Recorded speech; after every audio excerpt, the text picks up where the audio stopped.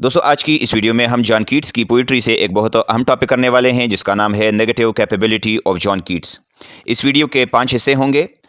Number first है मिसाल की मदद से नेगेटिव कैपेबिलिटी को समझना। नंबर सेकंड, नेगेटिव कैपेबिलिटी के दोनों अल्फाज को अलग अलग और इकट्ठा एनालाइज करना और उससे मतलब निकालना।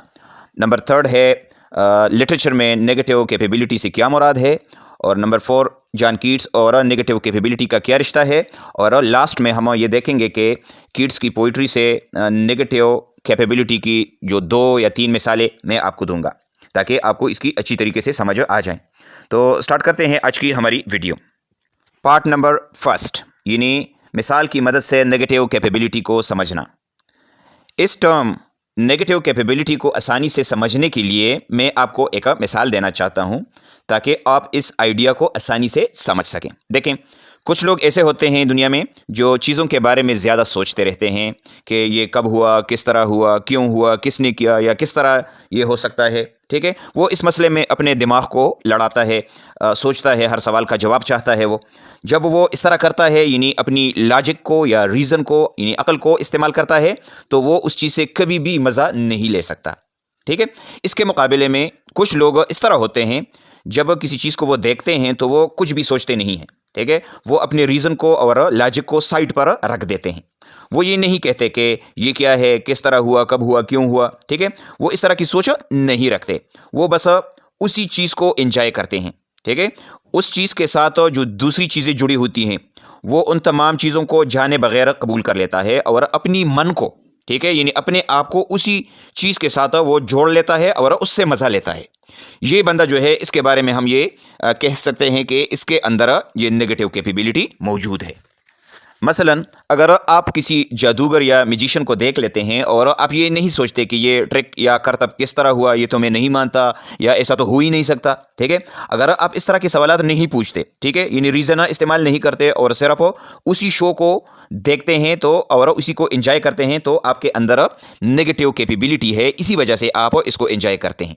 ठीक है, अच्छा जी, अब हम आते हैं पार्ट नंबर सेकंड की तरफ, जो कि है नेगेटिव कैपेबिलिटी के दोनों अल्फाज को अलग अलग और इकट्ठा एनालाइज करना और उससे मतलब निकालना। तो अब हम इस टर्म को एनालाइज करते हैं और इसको समझने की कोशिश करते हैं। देखिए, इस टर्म के अंदर 2 अल्फाज हैं, एक है नेगेटिव और दूसरा है कैपेबिलिटी। नेगेटिव का मतलब है लैक और एब्सेंस ऑफ समथिंग, यानी किसी चीज़ की कमी या गैर मौजूदगी, या हम इसकी मानी इस तरह भी कर सकते हैं कि absence of clear cut answers और एक्सप्लेनेशन। ठीक है, यानी जब आपके पास क्लियर कट ना जवाब हो और ना कोई वजाहत हो तो उसको हम कहते हैं नेगेटिव। ठीक है, दूसरा लफ्ज़ है कैपेबिलिटी, जिसका मतलब है the ability to do something और the ability to accept something और the ability to become part of something. ठीक है, यानी किसी काम को करने की काबिलियत या किसी चीज़ को मानने या तस्लीम करने की अहलियत या काबिलियत को हम कहते हैं कैपेबिलिटी। जब हम दोनों को इकट्ठा करते हैं, यानी नेगेटिव और कैपेबिलिटी दोनों को इकट्ठा करते हैं, तो नेगेटिव कैपेबिलिटी का मतलब कुछ इस तरह बनता है। Negative capability means the ability to accept uncertainty, mysteries and ambiguity of something without clear cut answers or explanation। यानी नेगेटिव कैपेबिलिटी से मुराद वो अहलियत है या काबिलियत है जिसकी मदद से आप किसी भी चीज़ को उसके शकूक शुबहात के साथ, ठीक है, मुअम्मों के साथ और नामालूम हालात के साथ कबूल कर लेते हैं। ठीक है, यानी आप उसके साथ ये नहीं पूछते कि ये किस तरह हुआ, क्यों हुआ, ऐसा तो नहीं हो सकता। इस किस्म के शकूक शुबहात और जो सवालात है, आप उसको उसी के साथ जो है वो तस्लीम कर लेते हैं। ठीक है, तो इसी को हम कहते हैं नेगेटिव कैपेबिलिटी। उम्मीद है अब आपको इसकी समझ आ गई होगी। अब हम आते हैं पार्ट नंबर 3 की तरफ, जो कि है लिटरेचर में नेगेटिव कैपेबिलिटी से क्या मुराद है। तो अब मैं इसको लिटरेचर के अंदर रहकर एनालाइज करता हूँ। लिटरेचर में हम इसको इस तरह डिफाइन करेंगे, negative capability is that ability of the author in which he set aside his or her own point of view, prejudice and ego and become part and parcel of the thing he is describing। यानी negative capability एक मुसन्निफ की या writer की वो ability है जिसमें वो अपने नुक्ता नज़र, तासुब या अपनी ज़ात को एक तरफ रख देता है और जिस चीज़ को वो बयान कर रहा है वो उसका हिस्सा बन जाता है। पार्ट एंड पार्सल से मुराद है उस चीज़ का हिस्सा बनना या उसी चीज़ में डूब जाता है, ठीक है, इस तरह हम कह सकते हैं। The author does not explain things with reason, she does not ask about the mysteries and uncertainties related to that thing but enjoys the beauty of the thing only।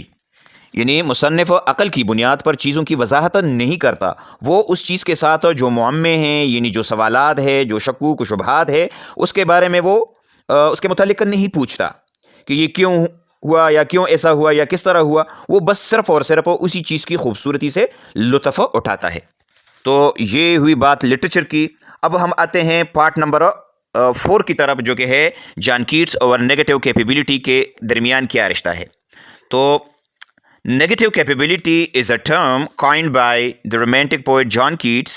According to him, it is the ability to embrace uncertainty, ambiguity, and mysterious aspects of life without using reasons and logical explanations.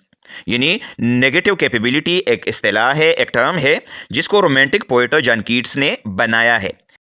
John Keats के मुताबिक ये वो काबिलियत है जो कि ज़िंदगी के मुख्तलिफ पहलू को उसके शकूक शुबहात या गैर वाज़ेह और पोशीदा चीज़ों के साथ कबूल करें, किसी किस्म की अक़ली और मुदल्लिल वजाहत के बग़ैर।